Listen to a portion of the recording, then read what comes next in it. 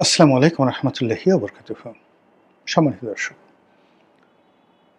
আপনারা সবাই জানেন যে হবিগঞ্জে কি হয়েছে। সেখানে জুলাই পদযাত্রা উপলক্ষে এনসিপির যারা নেতৃবৃন্দ রয়েছেন তাদের মধ্যে ২ জন সার্জিস এবং নাসিরুদ্দিন পাটোয়ারি, ওনারা সেখানে জনসভা করেছেন এবং তাদের যে স্বাভাবিক কথাবার্তাগুলো রয়েছে সেই কথাবার্তাগুলোই তারা সেখানে বলেছেন, নতুন কিছু নয়। তারা যে কথাগুলো বলেন বিএনপির বিরুদ্ধে, তারেক রহমান সাহেবের বিরুদ্ধে, তাদের কতগুলো ক্ষোভ রয়েছে, কষ্ট রয়েছে, যন্ত্রণা রয়েছে। সেই যন্ত্রণাগুলো তারা বলেন এবং আমি ব্যক্তিগতভাবে মনে করি যে তারা আমাদের জন্য যা কিছু করেছেন ২০২৪ সনের জুলাই-আগস্টে, তার প্রেক্ষিতে তাদের জবান থেকে যদি এরকম কিছু বক্তব্য আসে, হয়তো আপনার কাছে শালীন মনে হবে না। আপনার কাছে মনে হচ্ছে যে এটার কাঙ্ক্ষিত মান নেই। কিন্তু বুঝতে হবে যে এই কথাগুলো কেন তারা বলছেন। মূল ব্যাপারটা হলো যে আমাদের দেশে গত ১৭ বছর ধরে আওয়ামী লীগের যে শাসনামল, সেই শাসনামলের বিরুদ্ধে কার্যত আমরা কোনো শক্তিমত্তা প্রদর্শন করতে পারিনি রাজনৈতিক দলগুলো।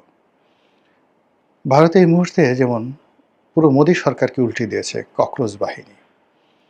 সেখানে কংগ্রেস, তৃণমূল কংগ্রেস, অন্যান্য রাজনৈতিক দল, আম আদমি পার্টি, এখন আসলে ভারতে একমাত্র সর্বভারতীয় যে রাজনৈতিক দল সেটি কেবলমাত্র ধরুন বিজেপি।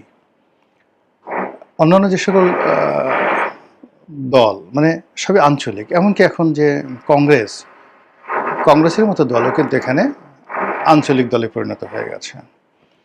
এর ফলে নরেন্দ্র মোদীর যে অপ্রতিরোধ্য ক্ষমতা, তার বিরুদ্ধে দাঁড়ানোর কোনো ক্ষমতা অন্যান্য রাজনৈতিক দলগুলো নেই। সেখানে ককরোচ তেলাপোকা পার্টি, তারা পুরো দেশটাকে উল্টে দিল এবং একজন মন্ত্রীকে, শিক্ষামন্ত্রীকে পদত্যাগে তারা বাধ্য করল। ঠিক অনুরূপভাবে এই বাংলাদেশে শেখ হাসিনাকে এই বৈষম্য বিরোধী আন্দোলনের যারা নেতৃবৃন্দ রয়েছেন, তারাই কিন্তু একেবারে ত্রাহি ত্রাহি অবস্থা তৈরি করে দিয়েছিল। তার সঙ্গে সাধারণ জনগণ, রাজনৈতিক দলগুলো অংশগ্রহণ করেছে, একটা পূর্ণতা পেয়েছে, কিন্তু কর্তৃত্ব এই বৈষম্য বিরোধী আন্দোলনের নেতাদের।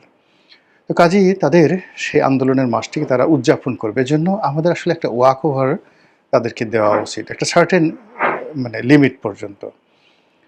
তো সেটি ২০২৪ সনে তারা বেশ সুন্দরভাবে করেছেন। ২০২৫ সনে তারা সব জায়গাতেই করার চেষ্টা করেছেন, কিন্তু দেখা গেল যে ২০২৫ সনে গোপালগঞ্জে গিয়ে তারা মারাত্মকভাবে লাঞ্ছিত, অপমানিত হয়েছেন এবং এর জন্য বহু মানুষের প্রাণ ঝরেছে। এবং ওই সময় যদি সেনাবাহিনী সেখানে তাদেরকে উদ্ধার না করতেন, সেখানে অ্যাপাচি না পাঠাতেন, তাহলে হয়তো সেই দিন বৈষম্য বিরোধী যারা নেতা রয়েছেন তারা প্রাণে বাঁচতেন না। তো চিন্তা করুন, গোপালগঞ্জ, তো গোপাল তার সাথে সাথে আবার গঞ্জও আছে। এবছরও ঠিক অনেক জায়গাতে তারা গিয়েছেন, কিন্তু হবির সাথে যে গঞ্জ আছে, হবিগঞ্জ, এই হবিগঞ্জে গিয়ে তারা বিপদে পড়েছেন। এখন এই যে এনসিপির যারা নেতৃবৃন্দ রয়েছেন, সেই নেতৃবৃন্দের সঙ্গে আমার কাছে মনে হচ্ছে গঞ্জ শব্দটি তাদের সাথে কুফা। আগামীতে তারা যে কোনো গঞ্জে যাবেন, ১০০ বার তাদেরকে দোয়া দরুদ পড়ে, তারপরে তাবিজ কবাজ করে, বান মেরে, নিজেদের শরীর বন্ধন তৈরি করে তাদেরকে এই গঞ্জে যেতে হবে। যেমন নারায়ণগঞ্জ, শায়েস্তাগঞ্জ, এরকম যে সকল গঞ্জ রয়েছে, গোপালগঞ্জ তো আছেই। তো যেই শহরগুলোতে গঞ্জ আছে সেখানে তারা ভবিষ্যতে সতর্ক হবেন। অধিকন্তু হবিগঞ্জ, এখানে কিন্তু বৈষম্য বিরোধী আন্দোলনের সবচেয়ে নির্মম এবং নৃশংস ঘটনাগুলো ঘটেছে। বহু হত্যাকাণ্ড, থানা লুট, পুলিশের সাথে মারামারি, তারপরে এখানে প্রাণহানি সেই জুলাই-আগস্ট বিপ্লবের সময় এখানে বেশি হয়েছে। তো কাজেই এখানে যেখানে ধরুন হতাহত বেশি হয়, সেখানে বহু পক্ষ, শত্রু এবং মিত্র সেখানে দাঁড়িয়ে থাকে। ফলে ওখানে আওয়ামী লীগের লোকজন ফাঁদ পেতে আছে, বিএনপির লোকজন ফাঁদ পেতে আছে, বৈষম্য বিরোধী যারা লোকজন ওখানে এই গত ২ বছর সেখানে তারা দাপট দেখিয়েছে। তো কাজেই এরকম একটা জায়গাতে তাদেরকে যে প্রস্তুতি নিয়ে যাওয়া উচিত ছিল, সেই প্রস্তুতি নিয়ে তারা যাননি। অধিকাংশ সেখানে গিয়ে তারা নরমাল ওয়েতে যে কথাবার্তাগুলো বলেছেন, আর তার প্রেক্ষিতে অনুষ্ঠান শেষে মারামারি হয়েছে, কাটাকাটি হয়েছে। প্রথম দিকে অনেকে বলার চেষ্টা করেছেন যে এটা এনসিপির অভ্যন্তরীণ মারামারি। কেউ হয়তো এটাকে অনেকে নাটক বলার চেষ্টা করেছেন, এর কারণ হলো ছাত্রদল লেখা যে জার্সি, এই জার্সি পরে অনেকে এখানে মারামারি করেছে। তাহলে ছাত্রদলের যে জার্সি পরে মারামারি করতে যাওয়া এটা একটা নির্বুদ্ধিতা, মানে এরকম একটা অল্প বুদ্ধির মানুষ বাংলাদেশের কোনো জায়গাতে নেই। তাহলে এই জার্সি যারা পরলো তারা কারা, এটা ভাবতে হবে। প্ল্যান করতে মারামারি করা যায় না। এবং যদি ছাত্রদল জার্সি পরে তারপরে সে ডিক্লেয়ার দিয়ে তাদেরকে মারার জন্য প্রি প্ল্যান্ড ওয়েতে এখানে এই কাজগুলো করে থাকে, আমি মনে করি সরকারের এই বিষয়টি তদন্ত করা উচিত, দায়ী ব্যক্তিদের শাস্তি দেওয়া উচিত। এবং এই ধরনের জার্সি পরে মারামারির ঘটনা অতীতে ছাত্রলীগও করেনি, ছাত্র শিবির করেনি, যে গায়ে শিবিরের গেঞ্জি পরে, ছাত্রলীগের গেঞ্জি পরে তারা একসাথে সেই লাঠিসোঁটা হাতে নিয়ে প্রতিপক্ষের উপর হামলে পড়েছে, এরকম ঘটনা ঘটেনি। তো এখানে যদি তারা জার্সি পরে গিয়ে থাকে সেটা সরকারকে কগনিজেন্সে দিতে হবে।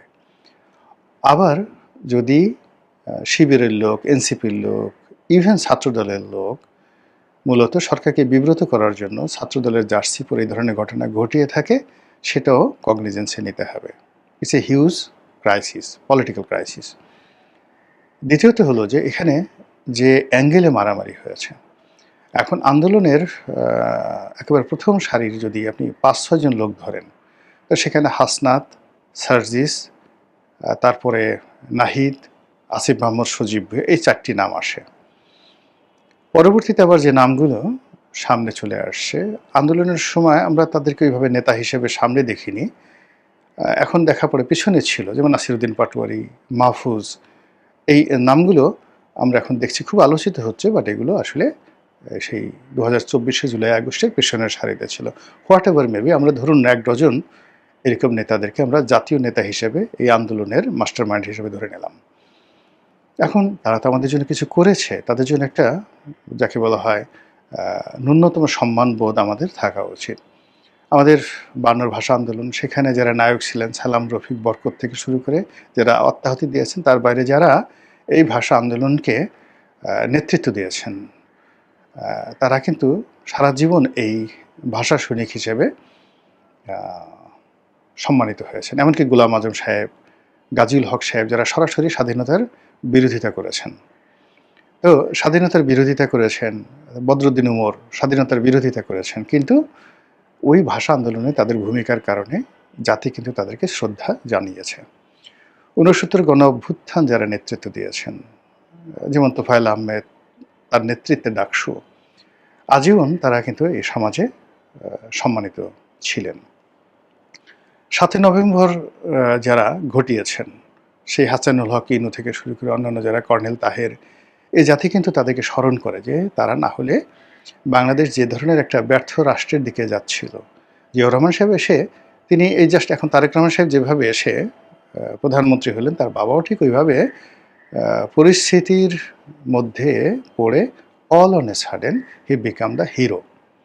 আসলাম, দেখলাম, জয় করলাম। কিন্তু এরকম একটা আন্দোলনকে, এরকম একটা বিপ্লবকে ঘটানোর জন্য যারা কাজ করেছেন জাসদ দল হিসেবে আর মাস্টার মাইন্ড হিসেবে কর্নেল তাহের, এখন তাদের বিরুদ্ধে যত কথাই বলা হোক না কেন, এ জাতি যতদিন বাংলাদেশ থাকবে এই বিপ্লবীদেরকে, জাসদের এই বিপ্লবীদেরকে সবাই কিন্তু তাদের বীরত্বের জন্য মাথায় করে রাখবে। কর্নেল তাহেরকে যেভাবে ফাঁসিতে লটকানো হয়েছে, এর পক্ষে হাজারো যুক্তি আপনি দিতে পারেন, একটা যুক্তিও জনগণ মেনে নিচ্ছে না।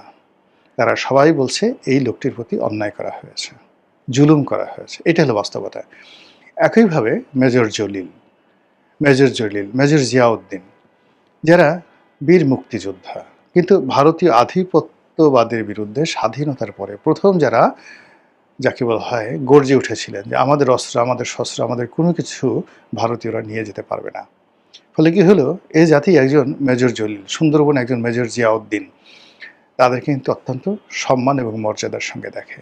পরবর্তীতে ৯০-এর গণ অভ্যুত্থান যারা ঘটিয়েছেন, সেই আমানুল্লাহ আমান, খায়রুল কবির খোকন, সুলতান মোহাম্মদ মনসুর, হাবিবুর রহমান হাবিব, পুরো মানে সম্মিলিত যে ছাত্রদের যে নেতৃত্ব, বিএনপি, আওয়ামী লীগ, জাতীয় পার্টি, মানে জাতীয় পার্টি না, জাসদ, মানে অন্তত ১ ডজন ৯০-এর গণ অভ্যুত্থানের নেতা, তাদেরকে কিন্তু আমরা সম্মান করি। টিল নাও আমরা তাদেরকে সম্মান করি। স্বৈরাচার বিরোধী আন্দোলনে যে সকল অকুতোভয় সৈনিক যারা আত্মাহুতি দিয়েছেন, সেই সেলিম, দেলোয়ার, দীপালি সাহা, আমরা তাদেরকে স্মরণ করি। পুরো এরশাদের জামানাতে ঢাকা বিশ্ববিদ্যালয়ে যারা রাজনীতি করেছে, সেটা যে কোনো দলেরই হোক না কেন, আমরা এখনও তাদেরকে হৃদয়ে ধারণ করি। তো সেক্ষেত্রে ২৪-এর যারা গণ অভ্যুত্থান যারা করেছেন, তাদেরকে আমাদেরকে হৃদয়ে ধারণ করতে হবে। ধারণ করতে হবে। আমরা কি, মানে এরা, আচ্ছা আপনি সার্জিস কী করেছে বলেন তো?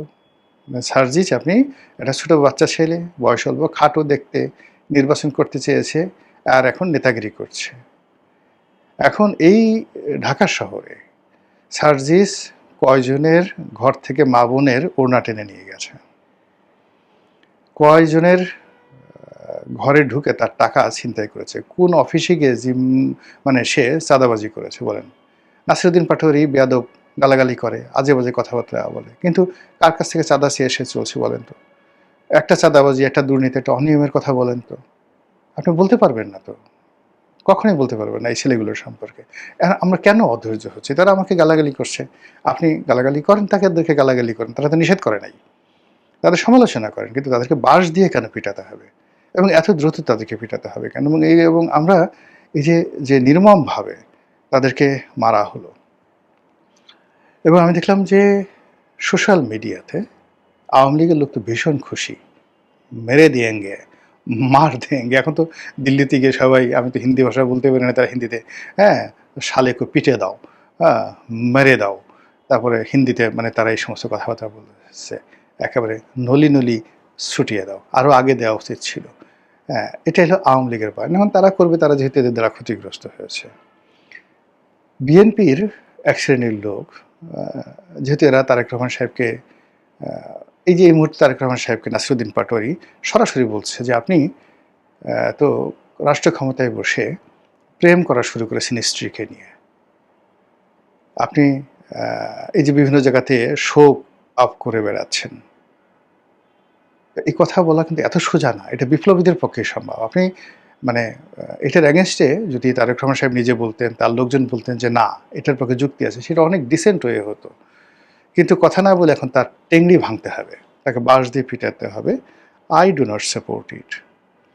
আবার তিনি সালাউদ্দিন সাহেব সম্পর্কে অভিযোগ করছেন যে উনি তো এসালামের লোক, এসালাম ওনাকে চালাচ্ছে, উনি দেশ চালাচ্ছেন, পুরো দেশই তো এসালাম চালাচ্ছে, এসালামের রাষ্ট্রপতি, এসালামের শেখ হাসিনা, এসালামের শেখ রেহানা, এসালামই তো এখন সারা বাংলাদেশ চালাচ্ছে। আচ্ছা, আপনি এই কথার উত্তর দেন না। এই যে কথাগুলো সে বলছেন, এই কথাগুলোর উত্তর দেন। তারা যে সকল দুর্নীতির অভিযোগ চলছে, চাঁদাবাজির কথা বলছে, এগুলোর ব্যাপারে, এগুলোর তো প্রত্যেকটা কথারই উত্তর আছে, অনেক সুন্দর সুন্দর উত্তর আছে, কিন্তু তাদেরকে ব্যক্তিগতভাবে, মানে তারা তো সালাউদ্দিন সাহেব, তারেক রহমান সাহেব, অন্য যে কোনো ব্যক্তির সঙ্গে এদের কারোর তো ব্যক্তিগত দ্বন্দ্ব সংঘাত নেই। আর তারা এখন যে পর্যায়ে আছে, ভুলে গেলেও মানে আগামী এই, মানে যদি অলৌকিক কোনো ঘটনা না ঘটে, জিন পরি এসে যদি তাদেরকে রাষ্ট্রপতি, প্রধানমন্ত্রী না বানিয়ে দেয়, তাহলে তাদের রাজনৈতিক ভবিষ্যৎ আগামীতে একটা এমপি হবে, এটাই দুরূহ বিষয়। তো সেক্ষেত্রে তাদের যে কন্ট্রিবিউশন, সেই কন্ট্রিবিউশনের অ্যাগেনস্টে তারা যেভাবে আওয়াজ তুলছে, এই আওয়াজগুলো তো আসলে বিএনপির জন্য অনেক ভালো। মানে সরাসরি প্রধানমন্ত্রীকে, তার পরিবারকে, আমাদের দেশে তো প্রধানমন্ত্রী হলে তার বিরুদ্ধে কোনো কথা বলা যাবে না, তার পরিবার নিয়ে কোনো রাজনৈতিক সমালোচনা করা যাবে না। স্বরাষ্ট্রমন্ত্রী হলে তো ও মাই গড, স্বরাষ্ট্রমন্ত্রীকে নিয়ে কোনো কথাই বলা যাবে না, যার হাতে লাঠি আছে।